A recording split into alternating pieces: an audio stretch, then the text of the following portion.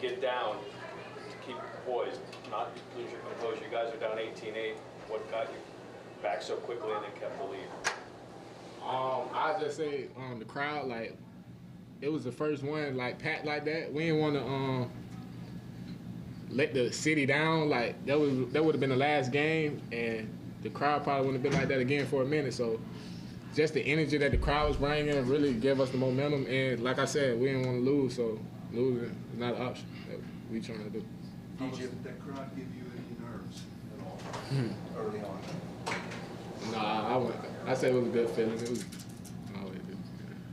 DJ, following up on that point that Jeff brought up about that moment in the game when you're down 18-8, you guys came out of the under 12. There's a sequence where it kept looking like you might lose possession of the ball, but you maintained it, you hit the three, got the ball back again, hit another three, and all of a sudden that lead was cut into. Like, how important was that swing in momentum in that sequence? I know it was early in the game, but how important was that? I say it just go back to even the summer. You know, we always harp on adversity, what we gonna do when adversity hit, and the biggest thing we did is just stay together. And DJ, for you had those back-to-back threes. I think that also kind of sparked your guys' offense. Just what were you feeling in those moments? I mean, I feel great, but my teammates found me. They found me. They know I knock it down when it's time, and credit to my teammates, they find me in the moments. Cam, for some of these games, you've had to be the leading scorer, and you were again today, but you had 5 teammates in double figures. What can you say about the team effort you guys had? How many different players scored?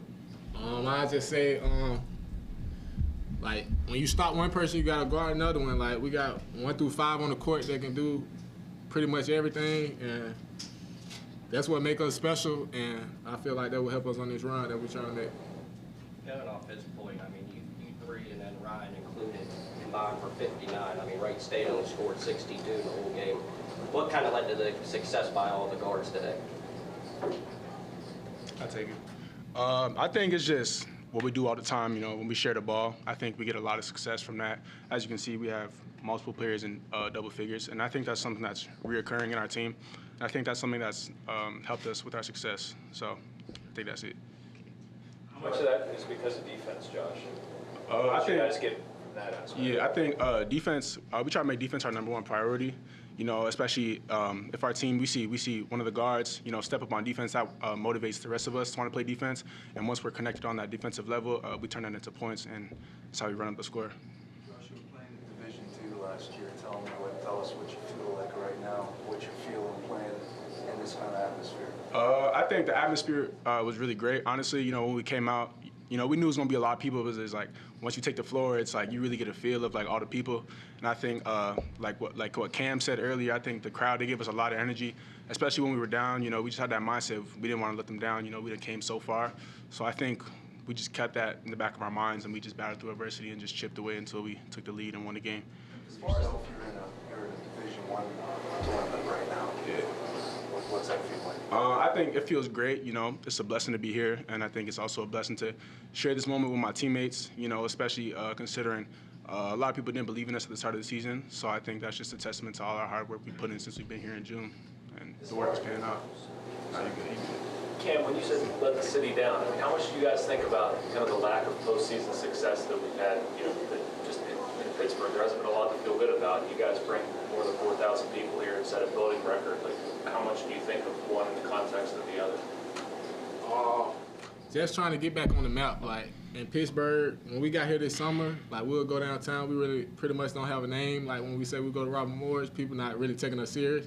And I feel like right now, like, Robert Morris is, I mean, Pitt got a bad season this year. Pretty much Duquesne got a bad season. And we just trying to get noticed. And next year when it come around, it'll be better for the other players coming in too. Like, we just trying to keep every year going. Cam, you made the point earlier in the week that you took a lot from the fact that you beat every team in the conference at least once, and teams that you split against, you could take something from when you lost against them. How did you pull on those reins here in this game tonight? With them, we had 2 close games, so we knew what it took in that close game to win it, and we knew what it took in that close game to lose it. So we pretty much focused on what got us to lose, and if you go back and watch the second game and today, you'll see 2 complete different teams throughout the whole 40 minutes, and that's what we're really focused on. They were the only team to beat you in the last 14 games. Is that something you talked about or thought about when Wright State beat you? Definitely, because pretty much when we got that win, we'll probably be on one of the longest winning streaks in college basketball right now. So that definitely hurted us for more recognition worldwide. So yeah, we definitely need to get that win back. Does it feel good to have this one though? Extra, I mean, obviously it's a conference tournament game, but is there a little bit extra, we finally got right against them? I say yes, because as we was beating every other team getting to the first place, they probably was back home saying we just beat them. Like if we see them in the playoffs, we could beat them. And for us to knock them off and kill all their confidence, now they just gotta watch us now. Yeah. DJ, did you feel the team feed off the energy generated from your first three? Feel the momentum switch? Yeah, definitely. They always behind me. Everybody always get hyped when I knock one down. So that definitely got the team going. So it's always a great feeling when one go in. So. How much do you guys feed off of a guy like Ismail coming off the bench and playing hard in his minutes? He a huge part. Like he got tournament experience. So when he on point like that's a big part of our team. So you know. Everybody good? Okay, thank you. Thank you. Thank you.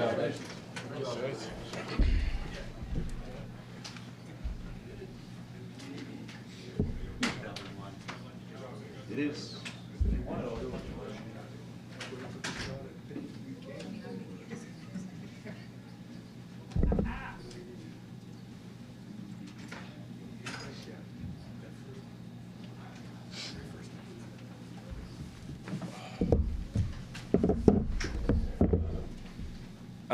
So first and foremost, I thought that was an awesome environment for college basketball.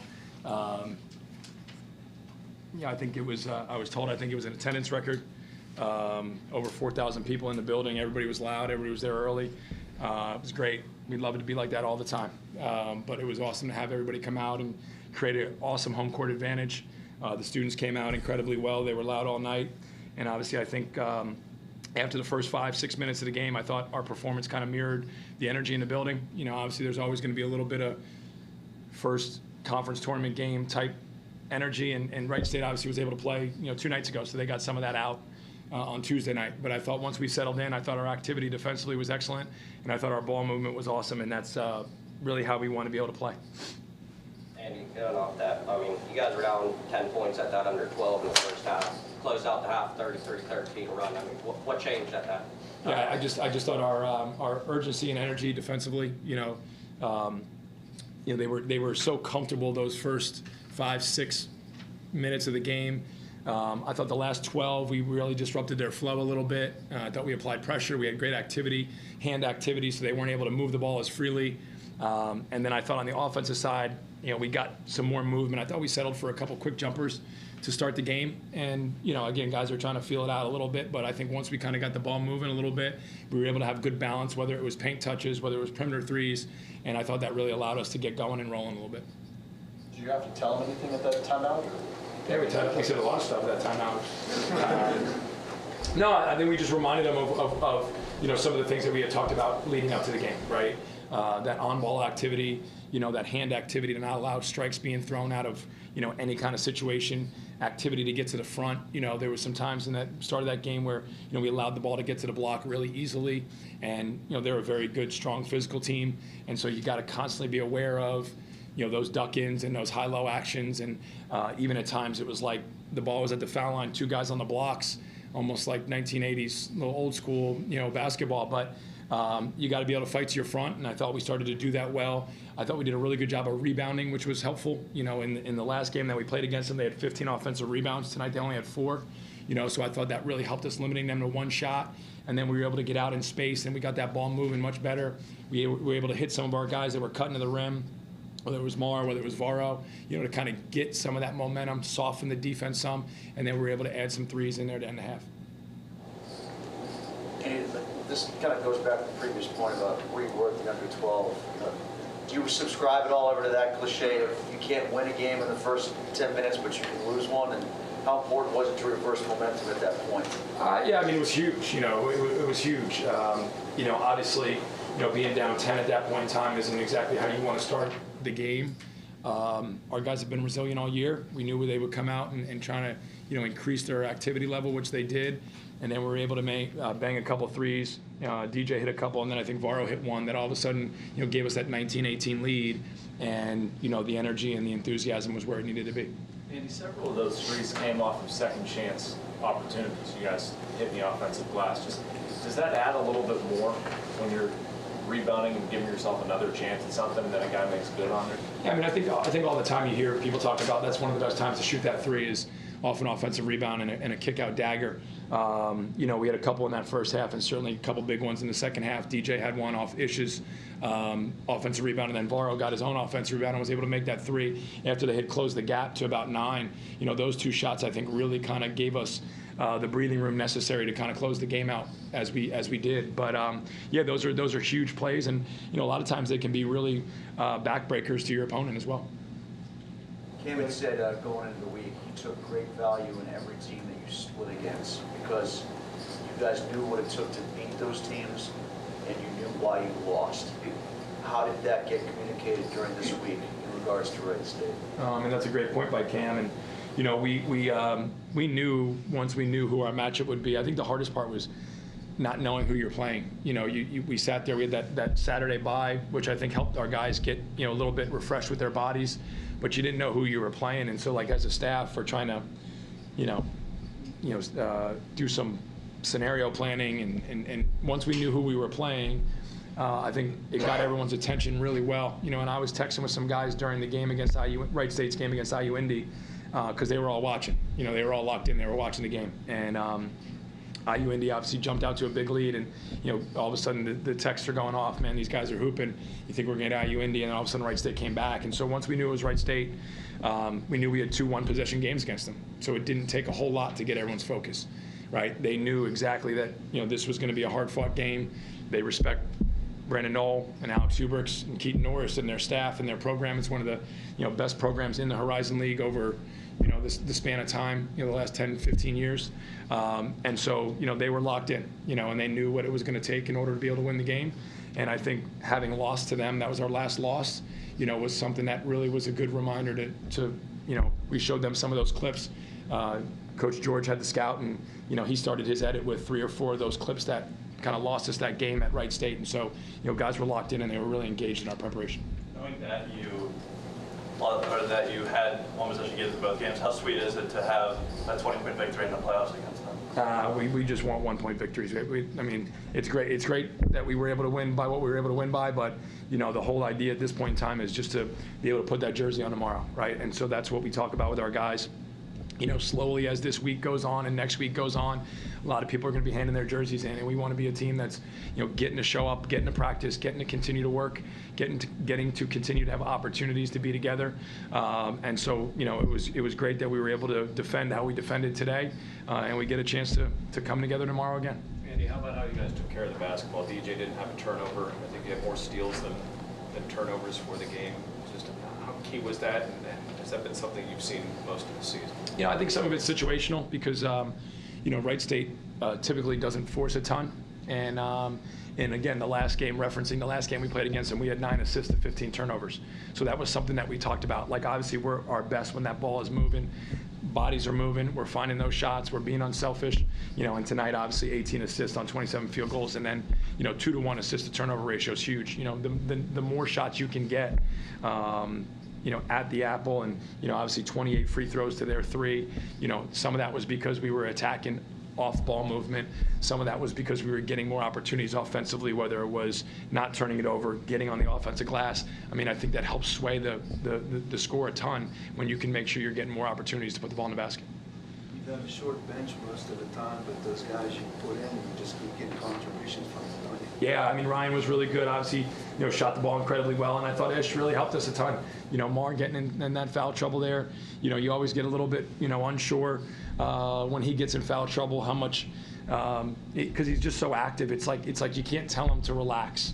You know, so he gets that first one, that second one, and it was something him and I even talked about before the game, like, hey, you just got to be smart. And, you know, a couple of those ones are tough. You know, they're tough calls, but, you know, he's just so active and he can cover so much ground. Like, most people couldn't even get to attempt to block the shot that he tried to block on his first foul. But because he can get there and he can make up so much ground so quickly, you know, he puts himself at risk of some fouls at times. And, you know, I thought he got a couple tough ones, but, you know, Ish, I thought was excellent. You know, he gave us some really good minutes. You know, he was really active, made some really important plays. You know, the steal and the dunk, obviously offensive rebound, kick out. You know, he really helped us stem the tide while Amar was out.